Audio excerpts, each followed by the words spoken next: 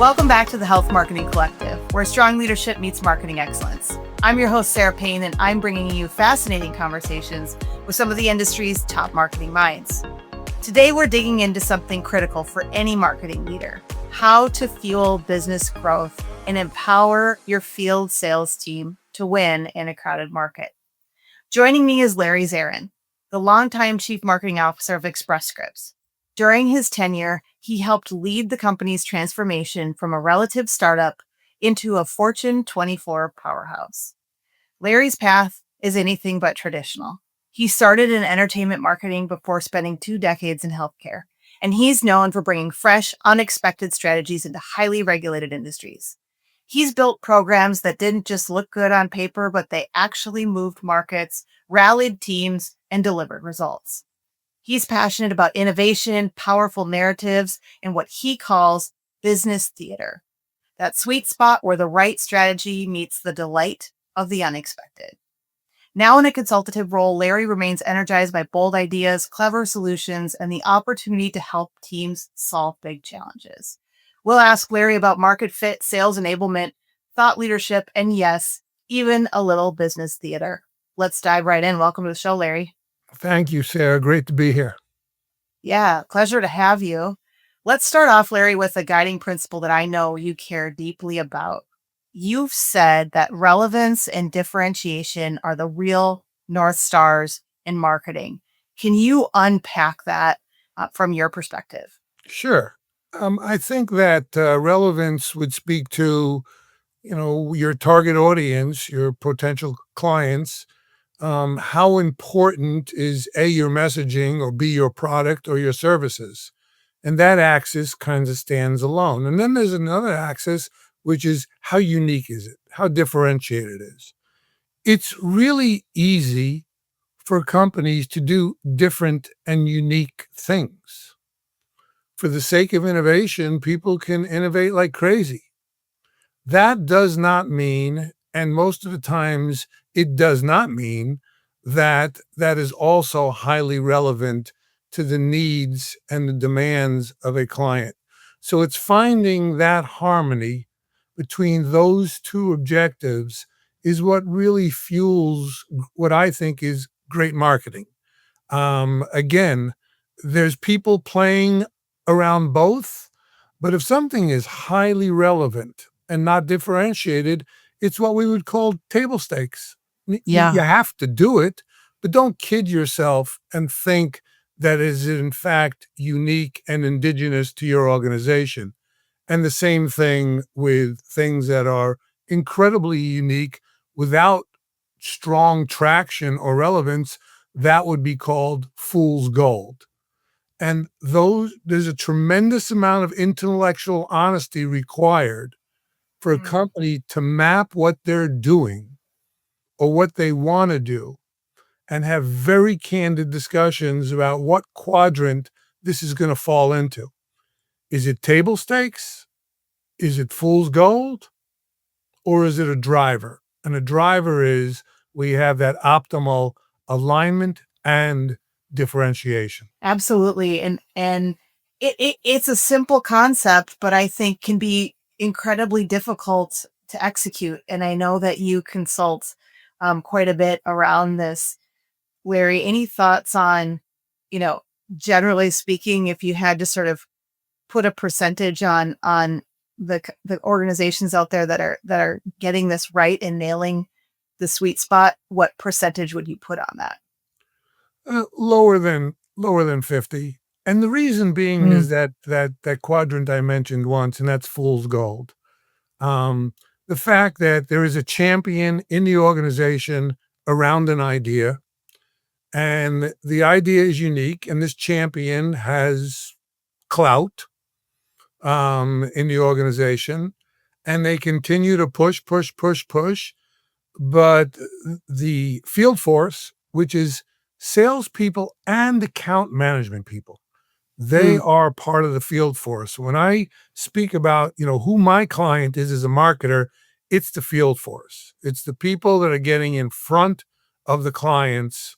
And, they quite frankly are rolling their eyes in a typical organization around a high percentage of that company's offerings, Mm. meaning that sounds great back at headquarters, but in the field, I'm not just getting the embrace.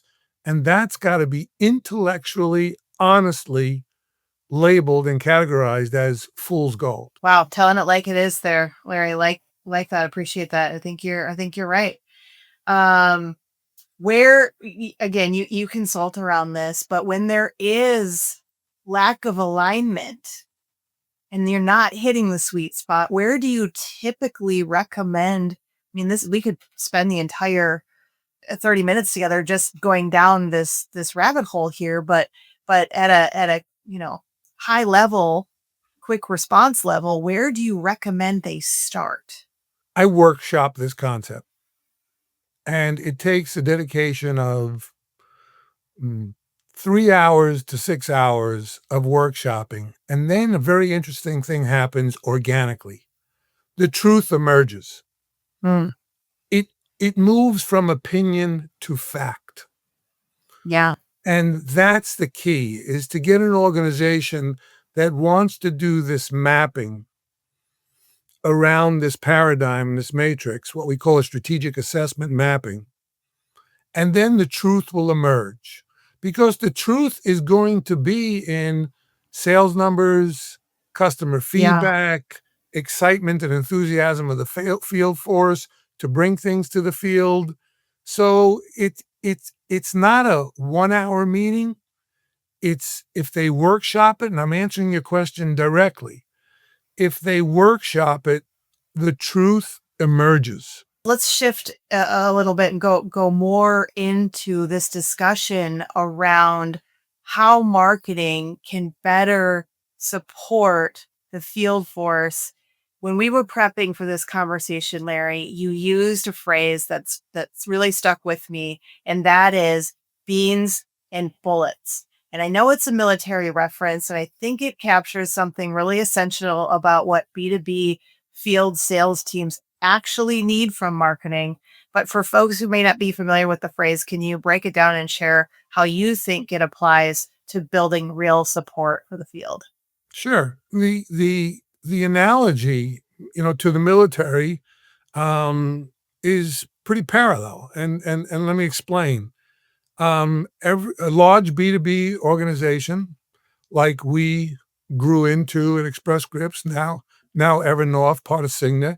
You can only imagine how that field force has gotten larger. And Yeah. many of the people listening to this podcast, that is a group of people that are out in the trenches, in the foxholes, really involved in hand-to-hand interfaces, walking into conference rooms and looking to upsell, looking to renew, or looking to sell an organization for the first time. But they're really involved in the hand-to-hand interface with the decision makers. Now, coming out of the Pentagon or headquarters, as it may be, are going to be two broad, maybe oversimplified categories of marketing. One is going to be air cover for your organizations that are large enough, that are doing national advertising. Certainly, social media would be a form of air cover. And they're saying all the right things to position the brand, to propel the brand, to communicate the value prop, to introduce new products and new offerings. But it is, in fact, at least at a 5,000-foot level. And it might be important for some companies.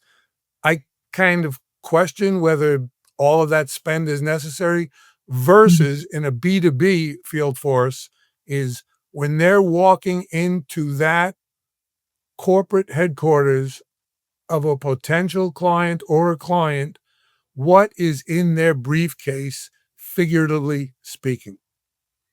What is the conversation and the dialogue they are going to have in that room to accomplish a couple of things?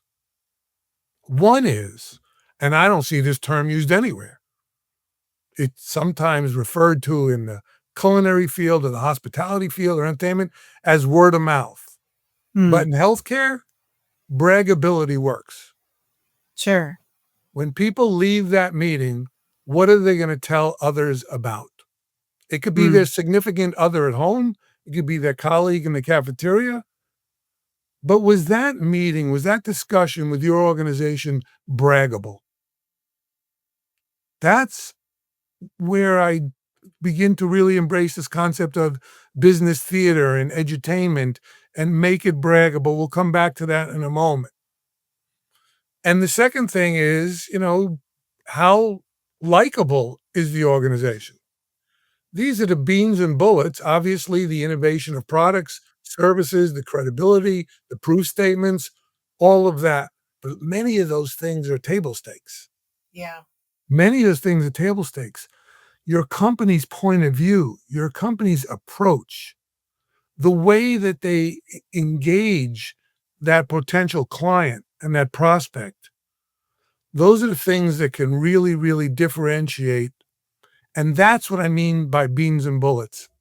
I get very frustrated when I see all of the money being spent on training and teaching as it relates to a sales organization Mm. with I think less attention than it deserves around inspiring Mm. inspiring the field force, the fact that they are proud to run to the airport at 6 in the morning, get on a plane, leave their family for 2 nights, and go pitch the wares of your organization. Yeah. Once you build that pride, great things happen to a company. Great things happen to a company. And there's not enough emphasis on that. There's just not. I'm not saying don't train. I'm not saying Right. you Right. Of don't course need not. it. I'm not saying you don't need air cover. But I know this, Sarah, when you walk into a conference room and you're about to sit down with people you know or people you don't know, we're all hardwired as part of the human species for 2 things. This is not opinion, this is fact. Yep. We're all hardwired for inattention and inertia. Mm. It goes back 60,000 years to the savannah. If you want to get my attention, it better be one of 2 ways: things of great pleasure or things of great danger. Yep. Usually a pitch from a healthcare company is not what our prehistoric minds process as great pleasure. Right. You would Okay. hope not anyway, right? Or We great all pain, not. right? It was very simple what great pleasure was 60,000 years ago. And great danger or fear was, the lion rustling in the woods. Yeah. Um, so first of all, when a marketing team understands, and the second hardwired component is inertia. It it takes a lot for people to get people to change, a lot, Absolutely. and we are hardwired for those things. How many marketing organizations sit with their sales organizations and start there, right there? First thing we must do is everybody in that conference room must say to themselves, "This is a group worth paying attention to. Mm. They have earned my attention." I'll be polite for the first 2, 3 minutes, but politeness doesn't get signatures on contracts. Engagement Yeah. does. Engagement does. And when you start there, then you go to, okay, what beans and bullets are required to grab people's attention in a relevant and differentiated way? You can see how all these things start connecting. And that's just the approach, we took during my heyday at Express, and still what I'm working with, consulting clients on is just that, just that. So I want to process I think some of the great points you're making here and, process out loud and so going back to this analogy, part of what I'm hearing here is that marketing teams are putting too much emphasis on the bullets. The bullets are important. The bullets are important, but they can't be the only priority. We need to potentially put more emphasis into the beans. And a lot of what I see is we tend to make the beans about tools or leave behinds, or you know what I mean, like a something, right? A tool that's going to facilitate the conversation. And what you're saying, and you can correct me here in a second, what you're saying, what I'm hearing you say, is we need to focus more on the substance of the conversation and the inspiration that the team individually has, the connection they have to that message, so that there is an impassioned connection and delivery of that. That's how I'm processing this. Larry, correct me where I'm not quite getting it all right here. There's only one correction. It's at the very beginning in the categorization. The beans and the bullets are in the same category. Oh, okay. Got it. That's what we supply the people on the front line versus the air cover. Got it. Right? Somebody fighting a war needs ammunition and food. Right? Got it. They need nutrition. Okay. They need nutrition and they need ammo. Air cover is a more macro strategy. Got it. So yes, past that categorization, you got it perfect. And that is what is the content, and quite frankly, how much production or orchestration goes into that meeting. Versus let's just tell them what we do for a living in a really well done deck. Yeah. And the goal is well done decks, well done PowerPoints don't always get and hold the attention of a decision maker. Sometimes they do, sometimes they don't, but sometimes it's other things. Sometimes it's storytelling, sometimes it's a video, sometimes it's a thought exercise, sometimes it's an interactive exercise with the group. There's just more creative ways to grab someone's attention and to sustain it so that your messaging has an engaged audience.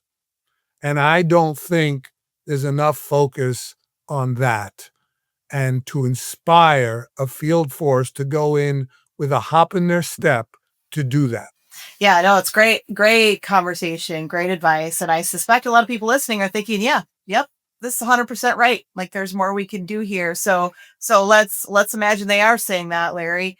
What are some more ideas, right? Can you take us back to, the early days of implementing this philosophy and approach at Express Scripts, or some examples of things you deployed along the way that really are effective at moving the needle and really enabling sales teams to be more effective in those meetings?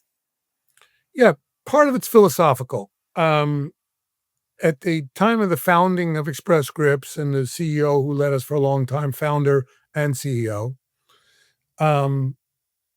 it's not a coincidence that I came from entertainment marketing and was recruited into healthcare. I mean, that's a head scratcher right there. We work in healthcare in a pretty parochial industry.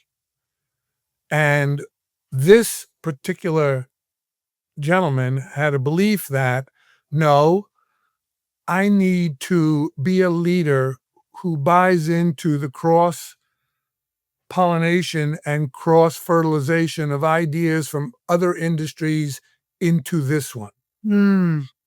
And he realized that if I could bring some of the things I knew about getting people's attention, and he could get me up to speed in healthcare and on the value proposition and the greater good that a PBM was engaged in back in the days, then maybe we would have a more potent marketing capability than the industry was used to. So we embraced two things I urge your viewers, listeners to consider. One was the concept of edutainment. Edutainment. Like, don't think you can't entertain people in healthcare around very serious matters. Yeah. In fact, there's a great quote. It goes something like this. I'm sure I'm not going to get it perfect. I don't have it in front of me. But if you don't think there's similarities between education and entertainment, then you know nothing about either. Mm. And if you think about it, Sara, think about the best professors. I was just exactly doing that, Larry. I was just exactly thinking of the best teachers I've ever had. You're absolutely right. Think about the best TED Talks you listen to. They are talking about the most serious matters in the face of the planet. I mean, the most serious matters. But they do it in a way that's engaging, interesting, and quite frankly, entertaining. Entertaining doesn't have to be about comedy or jokes.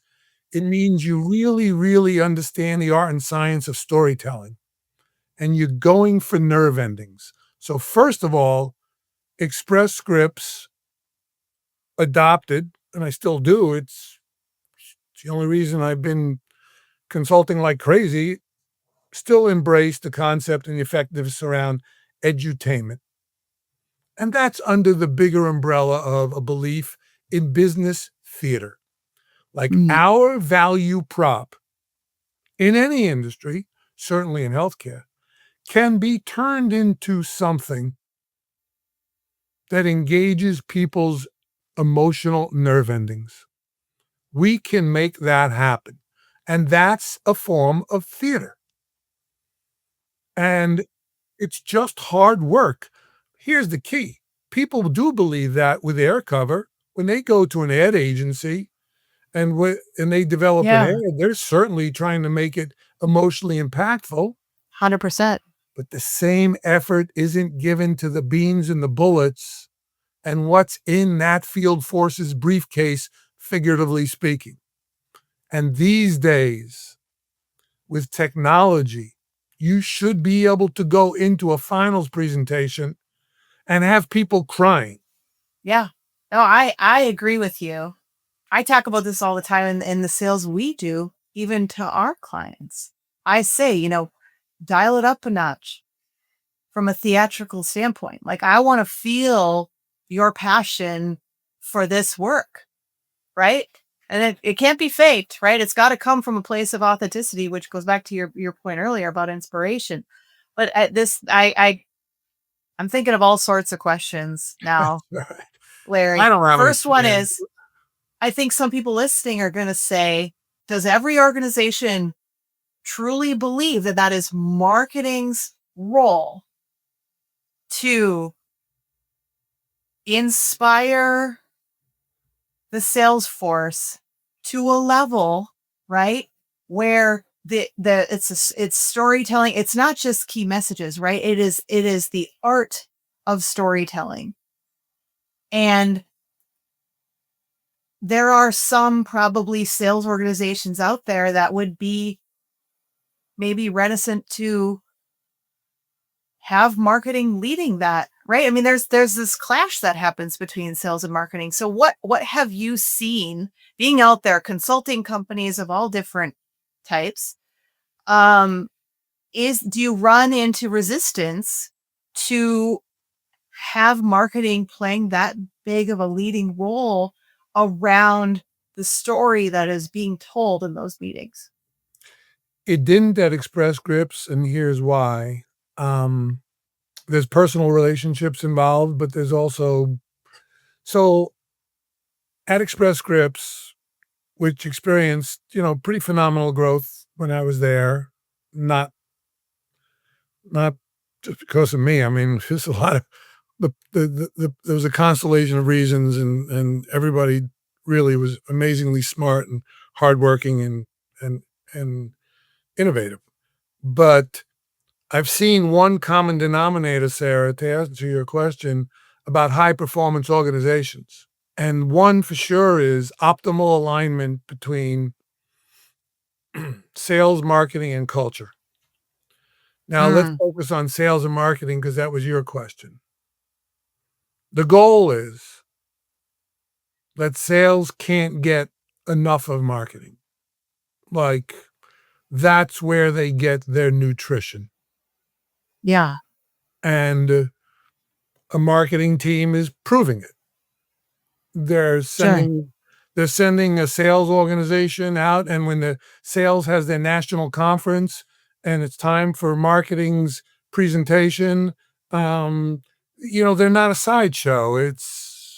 Right. Yeah, It's it's really focused on, like, and there's a likability around marketing, and people believe in it. And quite frankly, they're being successful because of it. sure. So I think there's a bell curve, because your question makes my head go to a bell curve of what organizations have that kind of alignment between sales and marketing and what don't. And I would say the organizations that don't have that alignment have to be performing suboptimal by definition. They they just do.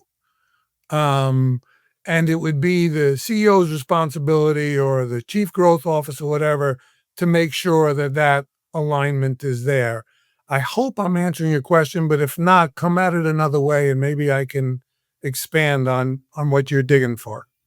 Yeah, no, I think your answer around culture alignment was an important one.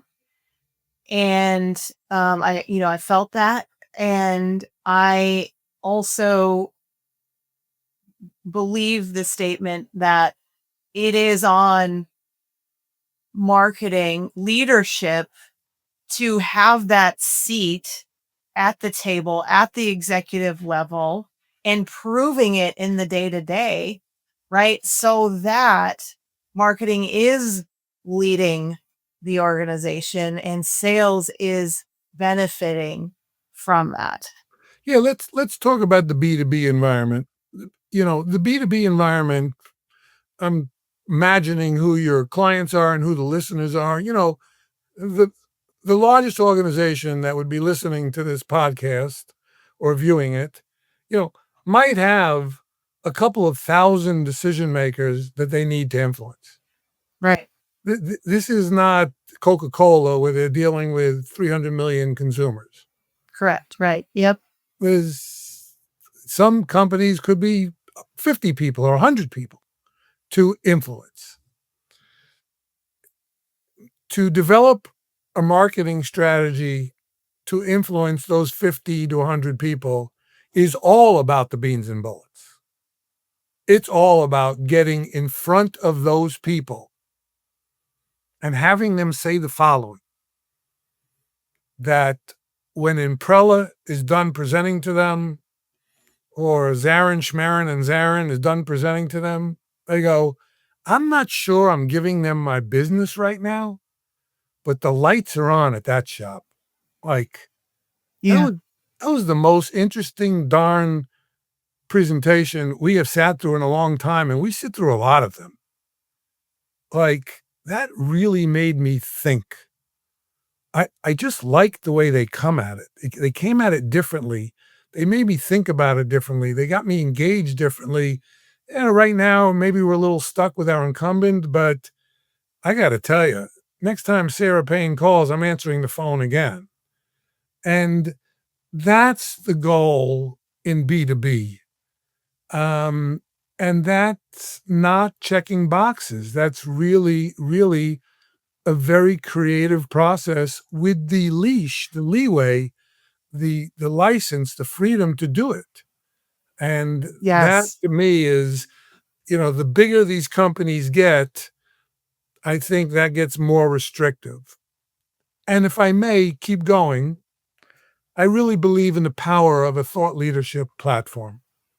Yes. And I know that was on our topics to discuss. So I Yes. I apologize for fast forwarding there, but it's relevant to what we're talking No, about. go for it. Absolutely go for it. Thought leadership is an easy thing to say. Everyone has to include it in their marketing mix manifesto, and 1 out of 50 are done effectively. 1 out of 50. And not because it's rocket science. It's just because people just don't understand the potential. First of all, the first place the train stops is with white papers. And Larry Zarin is not big believer in white papers I'm not mo- either. moving any needles, Yeah, same. whether it be around perception, certainly not in sales, but whether it be around perception, brand positioning. I'm just not a big believer in white papers. But thought leadership platforms thoughtfully put together and executed is another thing that will inspire a field force considerably, significantly. One other footnote about thought leadership platforms. You can't have 4 of them in 4 years. Yeah. I won't mention names, but there are some behemoth healthcare organizations that every other month they're focused on something different. Yeah. And they're making a mistake. Yeah, I agree. I agree. And I think, I mean, terrible report card, 1 out of 50. Those are terrible Yeah, numbers. maybe I'm I exaggerating. no, I mean, I don't disagree with you. I'm not I just wanted to emphasize the point there. That we've got some work to do. We got to get it together. And I think one of the gaps or reasons why A, there's bad report card, or B, there's a tendency to want to change the flavor of the month, right? And reinvention of this is a couple of things. One, there is the temptation that we have to represent everything, right? We are a large behemoth organization.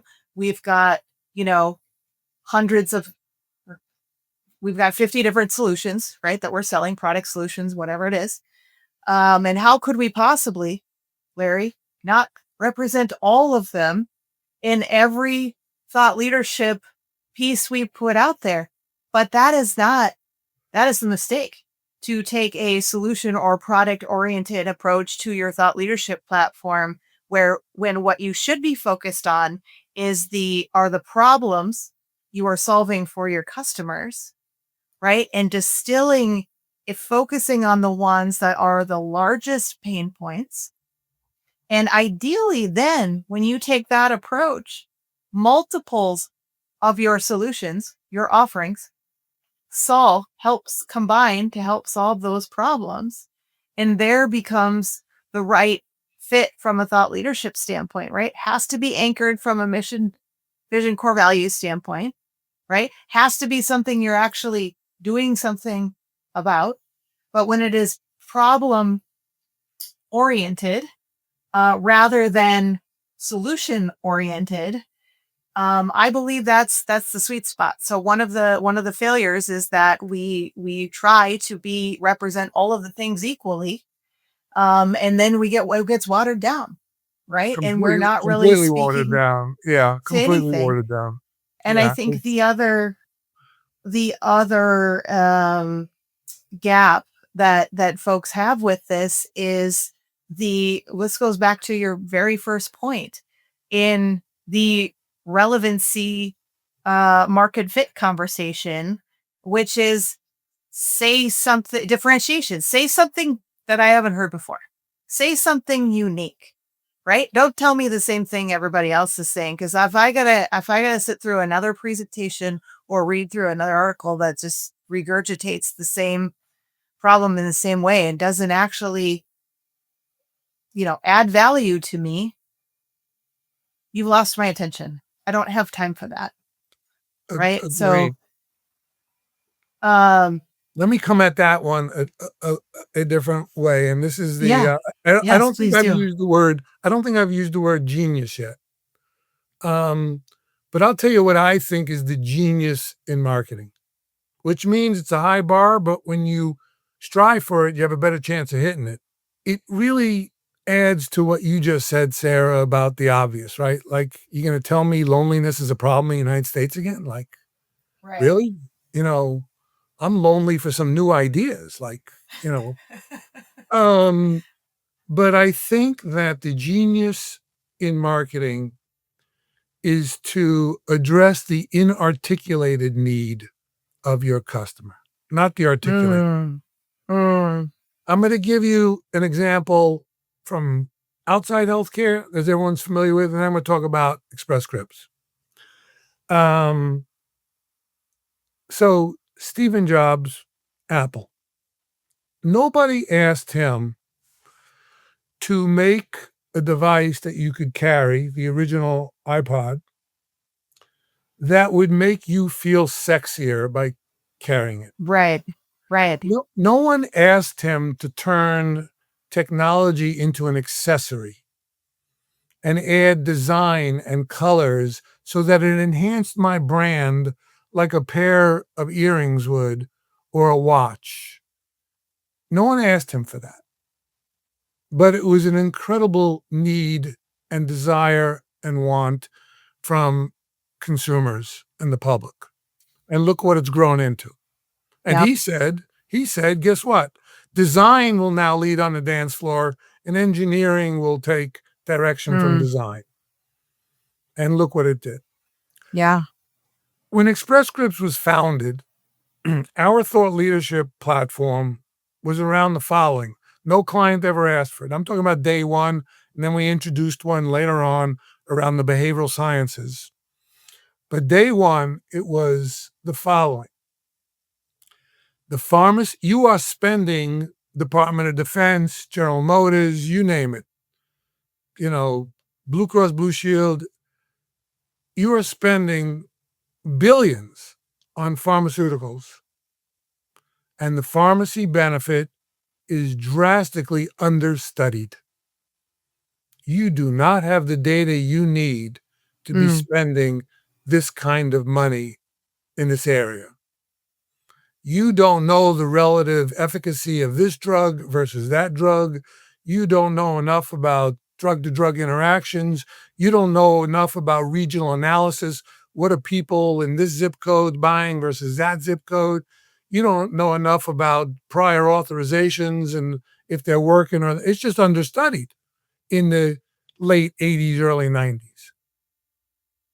And we launched a thought leadership platform around research, drug trend reports, outcomes conferences that really led the industry that if you want to rub shoulders with a partner, a PBM, that is taking a much closer scientific, data-driven look at where your money's going as an employer, then we're the company to do it. It it and then we added some fun factors to that around our outcomes conference and the kind of speakers we got and the drug trend report and we created incredible business theater around a point of view Yeah. that the pharmacy benefit was understudied. And that again was an inarticulated need. No one asked us for a drug trend report. Yeah. No one asked us for an outcomes conference. No one asked us for this level of analysis, but our founder and the people he put around him and the leadership team, were qualified to drive that kind of TLP, thought leadership platform. So it comes back to my point that, just taking problems, solutions, warming them up, serving them in a different way is not the genius of marketing / sales / growth. The genius is to uncover an inarticulated need and own it and nail it and champion it. Love that. That's we could talk about this all day, Larry. I think that's a great place to end the conversation. I wish we could go further. I got a couple of quick fire questions for you here before we wrap. What is one lesson from the entertainment world that healthcare marketers should steal? Um, how to tell a story. Yeah. A presentation should always start with the anxiety, just like a good book, story, or movie does. If you want to get people, you start with the pain point. You start with what we call the predator. Great advice. You don't start with the solution. What's a go-to tactic for rallying the field team when morale is low? When morale is low, I have to give that 30 seconds thought. I would think that, and which team is low? The whole company or The field team. the field team? Okay, the field team. That there's that today's the first day of the rest of our lives, and there's a recommitment to the field team, and we are going to get out in the field, understand your needs, understand your challenges. We don't take you for granted. Yeah, You are the lifeline of this company. Without you, there is not a company. And at the same time, we're going to raise the bar. We're going to, make personnel moves and make sure that we have the very best field team taking the field, just like a world championship team would do in sports.